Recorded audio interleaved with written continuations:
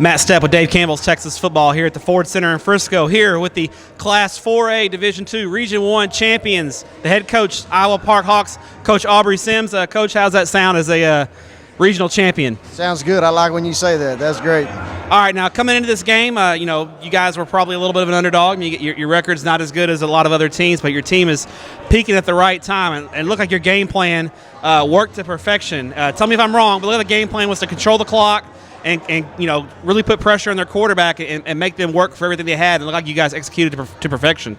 Yeah, I mean, that was a very, very evenly matched football game, and their offense, has been spectacular all year long, and couldn't be more happy with our defense. I mean, held them to 14 points in that first half was amazing. We had a turnover, and they got to stop on fourth down. We got to stop down there by the goal line. So, I mean, it was a back and forth and could have gone either way. And, for us, getting that onside kick, I mean, that's a low percentage deal that just, worked out for us. So, I kind of felt like it was who had the ball last, and it ended up being us. So. All right, now, the onside kick, we'll talk about that first, then we'll go into the Glen Rose offense and what challenges they presented to you guys. But at the end of the game, we were in the press box debating. When you guys scored to cut it to 3, you had 2 timeouts left and 4 minutes left. Your defense had been doing a good job, but you went with the onside kick and it worked out. Was there something on film that you guys saw that allowed y'all, or was it just more of a hunch kind of call from you and the coaching staff? Man, like I said, we're the underdog.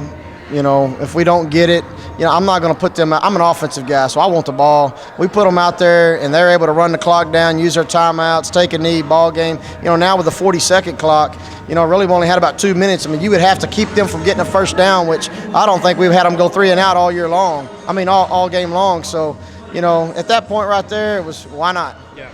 And it worked perfectly. Your kicker really executed it well, didn't he?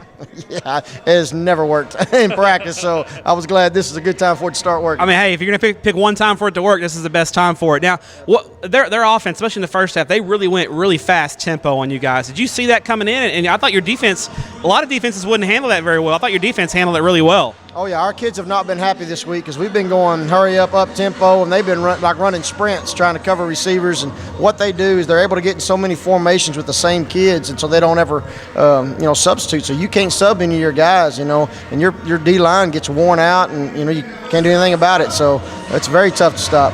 All right, now at the end of the game, you guys are down 3, you're driving. I know you felt confident in your kicker. If you had to kick at the game time field goal to send it to overtime, I know you had confidence in them.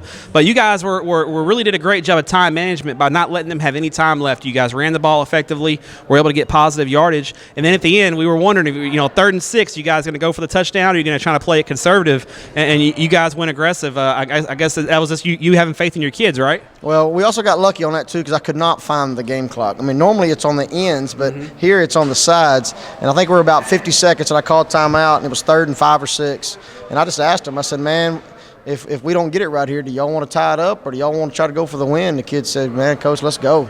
So I don't even know if we got it on 3rd down, if we had to go for it on 1st down. I think you got the first down and then scored a couple plays later, because I thought on 3rd and 6 on about the 14, you might have played it a little more conservative there. But you guys were very aggressive with the call. It looked like you guys were going for the win from the beginning. I tried to keep a timeout in my pocket. Just at the end of the day, we get a penalty, we have bad snap, something we can kick a field goal and go into overtime. So I'm just happy it worked out for us. Now your next opponent, because you're playing, you're still working, you're still on the clock. So what's the plan? You going to stick around and scout your next opponent because they're about to play? It's a little unique situation, isn't it? Yes, because I know nothing about Pittsburgh, and then I watched Pleasant Grove beat Graham here last year, and then I watched them again at the state championship, and I know how great a football team they are. So we'll watch them for a little bit, but there's not much we can do about it tonight. So fun bus ride home, won't it be? Oh man, it's great. Congrats on the win, Coach, and good luck next week. Thank you, sir. Appreciate you. Great.